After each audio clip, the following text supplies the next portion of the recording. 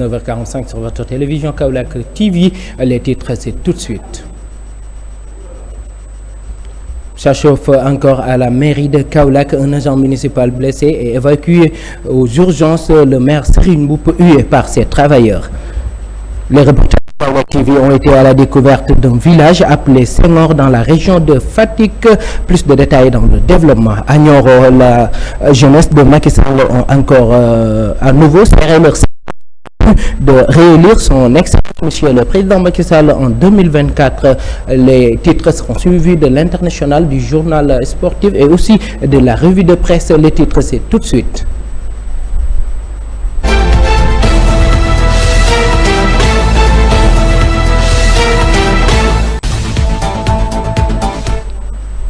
Ce matin, les travailleurs municipaux ont décidé de tenir un sitting dans l'enceinte de la mairie de Kaolack en début de Serigne Mboup ayant déploré les champs et de déployer, je dirais même les champs des gros bras dans le lieu. Le maire a été hué par les travailleurs qui prônent la revalorisation de leur salaire et aussi le paiement de leurs primes et autres. Un agent municipal nommé Vieba a été blessé avant d'être évacué aux urgences au niveau de l'hôpital El Hadji Ibrahima Niass de Kaolack. S'est exprimé au micro de El Hadji Baba. Nous avons demandé donc d'organiser un sitting aujourd'hui. Donc là également c'est garanti par la loi. À notre grande surprise, Serigne Mboup, le tyran, Serigne Mboup le dictateur, Serigne Mboup qui aime faire le mal, qui aime faire frustrer les gens.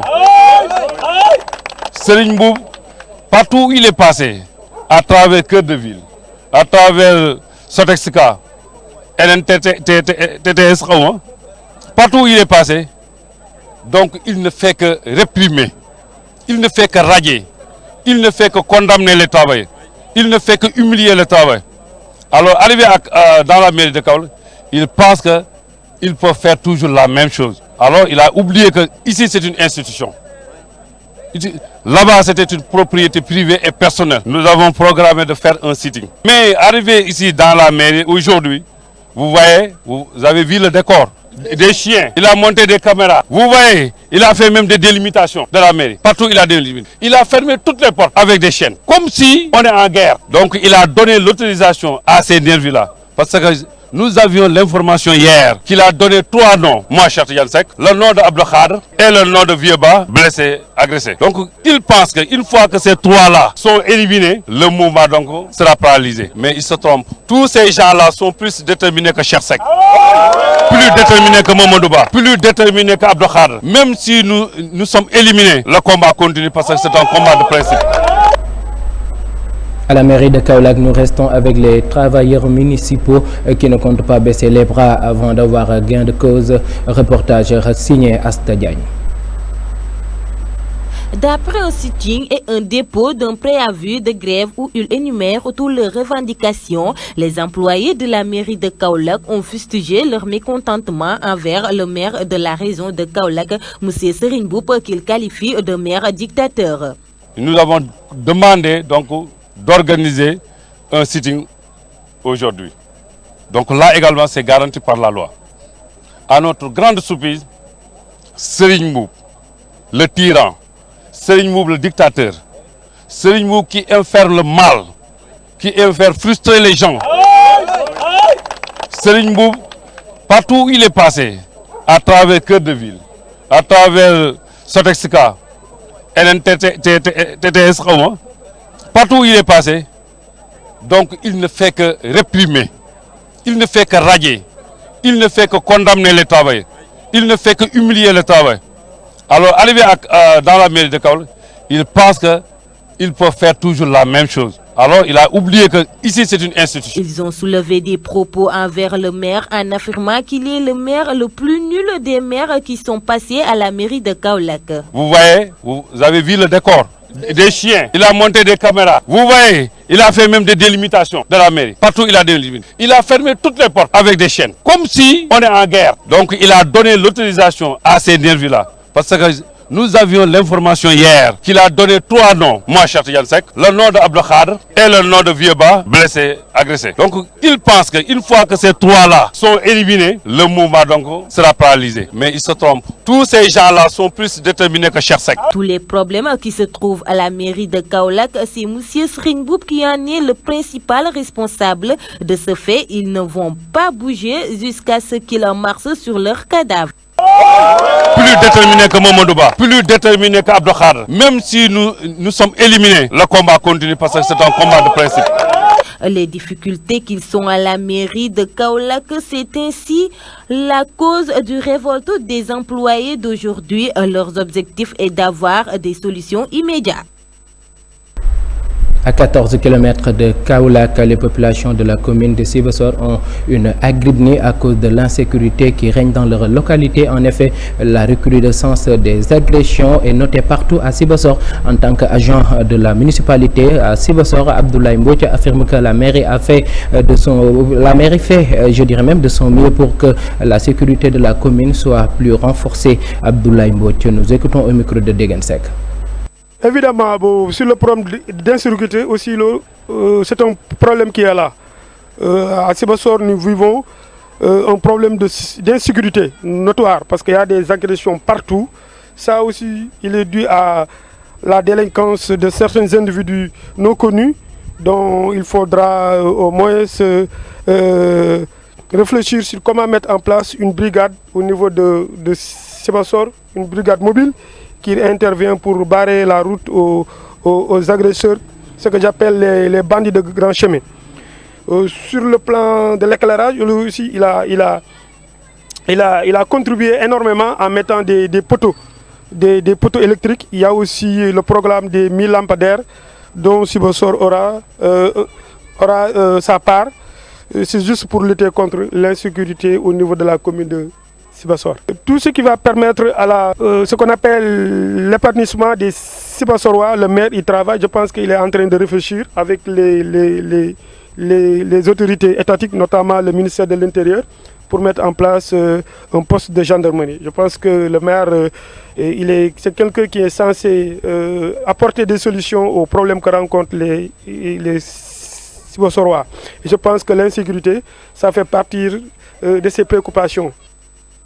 La rubrique découverte dans ce journal nous mène à la découverte d'un village nommé Senghor dans la région de Fatick, commune de Ndiouroup. Nos reporters allaient à la rencontre de l'un des figures emblématiques du village, notamment appelé Imam Alioune John. Suivons-le au micro de Alassane Gaye. Senghor, un village situé dans la région de Fatick, commune de Ndiouroup, a connu l'islam il y a quelques années. Ce village regorge une grande histoire mythique, l'origine de plusieurs complications pour que l'islam soit pratiqué. Parler de l'islam dans ce village de Senghor était tellement dangereux, à tel point que nul n'a jamais essayé. Mais quelques années plus tard, un jeune a fait l'exil vers le Saloum. Il a grandi sous l'ombre de Cheikh al-Islam Baye. Il a grandi sous l'ombre de Cheikh al-Islam Maulana Baye. Il s'appelle aujourd'hui Alioune John. Ce dernier, après avoir acquis le Saint-Coran, il décida d'y retourner pour la propagation de la religion musulmane. En effet, cela ne sera pas comme un coup à baguette magique, mais grâce à son leadership et sa grande vision, il a réussi avec une première cohorte de 3 personnes. Malheureusement, quelques années plus tard, ces derniers ont rendu l'âme.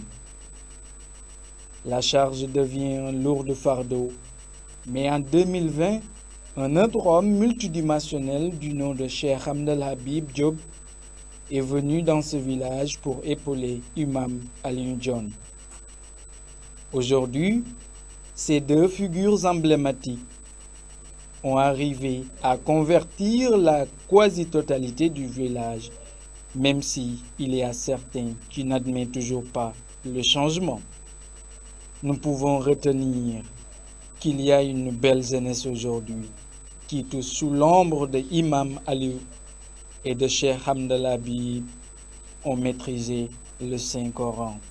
et ils sont devenus de vrais musulmans.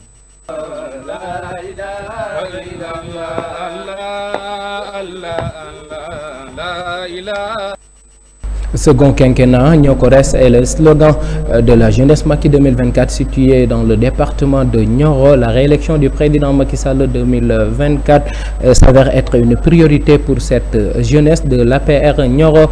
Suivons leurs propos. Nous avons choisi d'investir le président Macky Sall pour montrer que le combat de 2024 sera le combat de la jeunesse. Pour montrer que nous n'avons plus une jeunesse qui sera considérée comme une jeunesse bête de somme. Nous sommes une jeunesse consciente, une jeunesse qui a cette leadership en lui, cette jeunesse qui aspire à diriger le pays, cette jeunesse qui ne se laisse pas manipuler. C'est cette jeunesse-là qui va porter le combat de 2024. Il y a de ces gens qui prétendent être candidats en 2024, des gens qui sont là que pour faire de la manipulation, des gens qui sont là que pour faire de la diffamation, des gens qui sont là que pour vouloir casser les biens du pays, des gens qui sont là que à faire des discours qui sont loin d'être positifs. Nous sommes là pour montrer que le combat de 2024 sera porté par la jeunesse. Et Sonko aura en face de lui une jeunesse qui est bien formée, une jeunesse capable, une jeunesse très vaillante pour porter le combat, pour porter le président.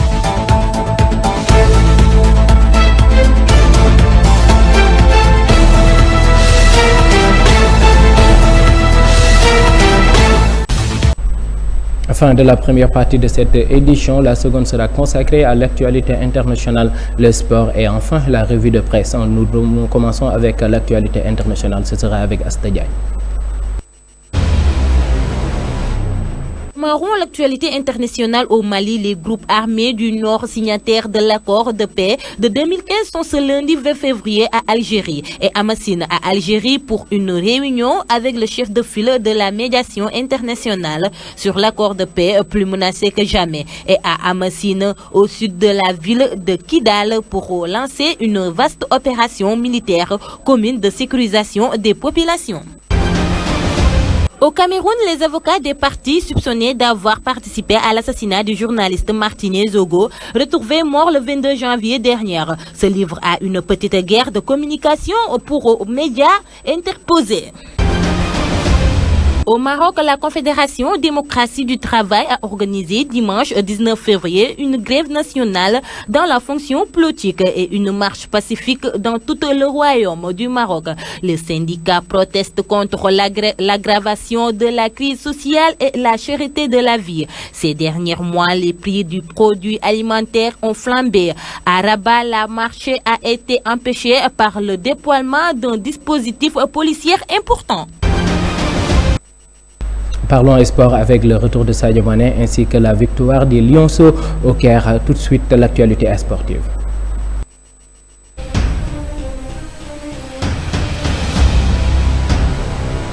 Bayern Munich, Sadio Mané fait son retour à l'entraînement collectif.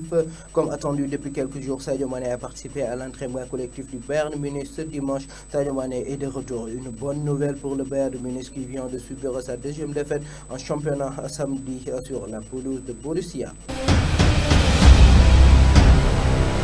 CAN U20, le Sénégal s'impose devant le Nigeria et emporte les 3 points. La Coupe d'Afrique des Nations des moins de 20 ans, une compétition qui s'annonce bien pour les Lionceaux du Sénégal. En effet, les joueurs de Malik Daf ont fait une belle entame dans cette compétition en Égypte. Ils se sont imposés d'1-0 face au Nigeria. Un trait d'or inscrit par Souleymane Faye à la 40e minute, ce qui met les Lionceaux pour l'instant à la tête du groupe A et auront l'Égypte et la Mozambique comme prochaine adversaire. Rappelons que Samba Diallo, capitaine des Lions, était l'homme du match hier face au Nigeria. Karim Benzema disponible contre Liverpool mardi soir. Le Real Madrid affrontera Liverpool en 8e de finale aller de la Ligue des Champions avec Karim Benzema mais sans Aurélien et Kroos. On est tout pour l'actualité sportive. Suivons la dernière partie de cette édition, à savoir la revue de presse. Le sourire aux lèvres, habillé en blanc sur la page du journal Enquête, Khalifa Sall appelle au dialogue. Après Barth, Khalifa lance un appel au dialogue pour désamorcer la tension. 2 tiers de Benno Bokk Yakaar ont décidé de se battre, selon Khalifa Sall. Si le pouvoir arrête de taper sur les opposants, les gens pourront bien discuter et là, la paix va régner au Sénégal. Direct News, étonné par le silence, se pose la question à savoir pourquoi ce mutisme de la société civile et des politiques se suite aux grèves des travailleurs des collectivités territoriales de la santé. Depuis 4 mois, une méga coalition ITCTS And Gueusseum décrète pour son 11e plan d'action une grève de 96 jours, 4 jours et une marche nationale ce vendredi 24 février à Kaffrine. Kañ lay jeex à quand les auditions des Corona Dealers, une affaire suivie par l'opinion et les bailleurs. Macky livrera-t-il ses ministres cités dans le scandale? Pose le journal Tribune. Le rapport de la Cour des comptes continue de faire couler d'encre. Encore des arrestations à ne point finir sur les rangs de Pastef. Libération informe que le jeune chargé de communication du parti à Kaffrine, notamment Abdoulaye Thomas Faye, a été placé en garde à vue ce samedi pour appel à l'insurrection suite à un post sur Facebook. Le Soleil met la lumière du soleil sur la fin du mandat du chef de l'État à la présidence de l'Union africaine. Un témoignage de son remplaçant Isalé Assoumani affirme votre bilan éloquent honore le Sénégal et le continent africain dans son ensemble. Après Sonko, Mame Mbaye Niang menace de porter plainte contre Birahim Seck. Le coordonnateur du Forum civil a publié l'ordre de service déclencheur du carnage financier. Sur le journal Regard, Mame Mbaye Niang note que Birahim Seck l'avait appelé. Se pose aussi la question à savoir pourquoi l'AS a été condamné et informe qu'il prépare un document sur Sonko. Le quotidien Source à titre tout bas se fasse tout rouge et menace suite aux violences survenues à Mbacké. Le porte-parole du Khalife des Mourides martel. Désormais, nous devons au prix de nos vies défendre cette ville sainte pour qu'elle ne soit plus un lieu d'affrontement. Les politiciens ne doivent pas prendre en otage le pays car ils sont minoritaires et ne valent pas la peine que les talibés se chamaillent entre eux. La revue de presse met fin à cette édition dont j'avais le plaisir de présenter. Passez une excellente nuit avec les programmes de votre télévision Kaolack TV.